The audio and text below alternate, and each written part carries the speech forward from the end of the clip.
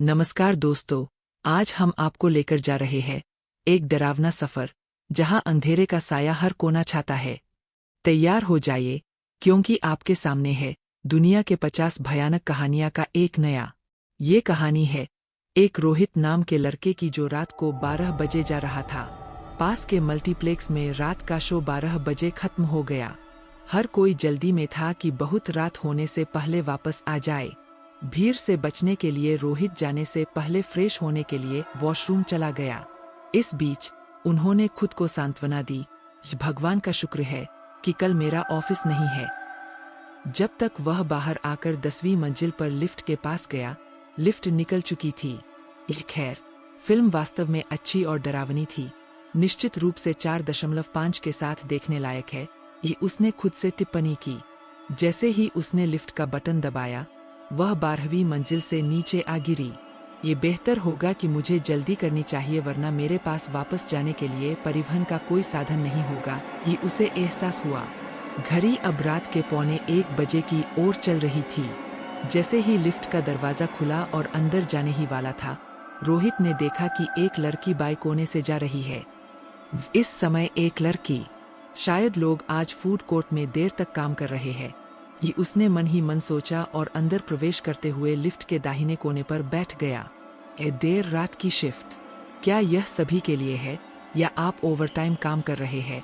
ये उसने अपने पास मौजूद लड़की से विनम्रता से पूछा। उसकी बातों पर लड़की ने कोई इशारा नहीं किया और न ही किसी तरह से जवाब दिया। थोड़ी देर बाद वह नीचे की ओर देखकर मुस्कुराई। लड़की के इस व्यवहार से रोहित को सकारात्मक नजरिया महसूस हुआ और उसने अपने शातिराना अंदाज से लड़की के करीब आने का फैसला किया।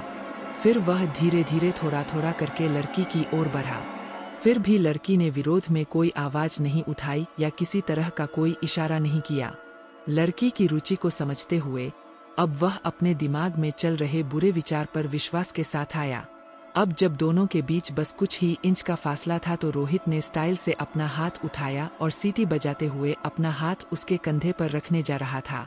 हालांकि लड़की की ओर से किसी भी प्रतिक्रिया ने उसके मन से किसी भी डर को दूर नहीं किया। वह उस पर अपना हाथ रखने ही वाला था कि वह किसी वस्तु से टकरा गया और फंस गया। फिर उसने जांच करने के लिए अपना चेहरा लड़की की तरफ घुमाया। उसकी विस्मय और चौंका देने वाली आंखों से उसने पाया कि यह वह दर्पण था जिस पर उसका हाथ मारा गया था। लड़की वास्तव में दर्पण में उसके बाईं ओर खड़ी दिखाई दे रही थी, लेकिन लिफ्ट में उसकी कोई भौतिक उपस्थिति नहीं थी। ये क्या बकवास है? वह वर्तमान परिदृश्य को पूरी तरह से कांपते हुए महसूस करते हुए यह समझने की कोशिश कर रहा था कि अभी क्या हुआ था। आंखें चौड़ी करके चिल्लाया। इस बार शीशे में लड़की फिर से मुस्कुराई और बुरी नजर से अपना चेहरा रोहित की ओर करके फुसफुसाई, तुम डरे हुए लग रहे हो। दोनों कुछ सेकंड के लिए आंखों के संपर्क में थे। तभी लड़की ने अचानक दूसरी तरफ से शीशे पर जोरदार प्रहार किया। उसकी तत्काल कार्रवाई ने उसे बुरी तरह डरा दिया। उसे पीछे हटने पर उसका संतुलन बिगड़ गया और वह दूसरे कोने के शीशे से टकरा गया। उसका सिर शीशे से टकराया और कांच के कण उसकी पीठ में चुभ गए। वह कुछ सेकंड के लिए अचानक बेहोश होकर गिर पड़ा। उसकी आंखें देखने में इतनी धुंधली हो गईं कि उसे खुद की भी याद नहीं रही। लड़की ने अब धीरे धीरे उसकी ओर अपना हाथ बढ़ाया। उसकी आंखें काली हो गई थीं, मानो वह शीशे से निकलकर उस तक पहुंचने के लिए आ रही हो। जैसे ही उसे धीरे धीरे होश आया, उसने देखा कि लड़की अब उससे केवल कुछ इंच की दूरी पर थी और वह उसकी ओर रेंगने लगी थी। ये क्या बकवास है? ये वह चिल्लाया, मुझसे दूर रहो। रोहित पूरी तरह से सदमे में था कि उसे इस स्थिति में क्या करना चाहिए, क्योंकि उसकी मदद के लिए कोई नहीं था।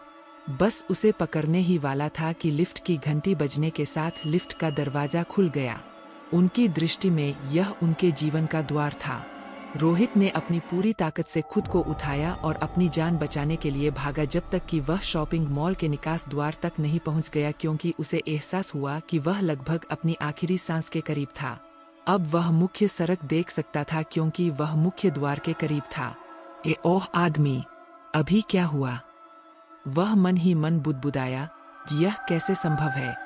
वह कौन थी विराम के साथ, और वह कैसी थी? चूंकि पूरी स्थिति उसके लिए बिल्कुल खाली थी। बेदम रोहित अंततः मॉल से बाहर भागा और सड़क पर रुककर अपनी सांसें वापस लेने लगा और अपने अंदर वापस जीवन की गंध महसूस की। अपनी गलती का एहसास करते हुए, दोषी महसूस करते हुए या अपने बुरे विचार के बारे में उसने मन ही मन सोचा, अगर मैंने ऐसा कुछ नहीं किया होता तो ऐसा नहीं होता। उस चीज विराम का मतलब है कि वह मुझ पर हमला नहीं करती। मेरी किस्मत के लिए भगवान का शुक्र है जिसने मुझे बचा लिया। बगल से एक तेज रोशनी उसके चेहरे पर पड़ी। उसने अपना चेहरा स्रोत की ओर घुमाकर खुद से सवाल किया, ये क्या? जैसे ही वह आगे बढ़ा, एक दौड़ते ट्रक ने उसे जोरदार टक्कर मार दी, जिस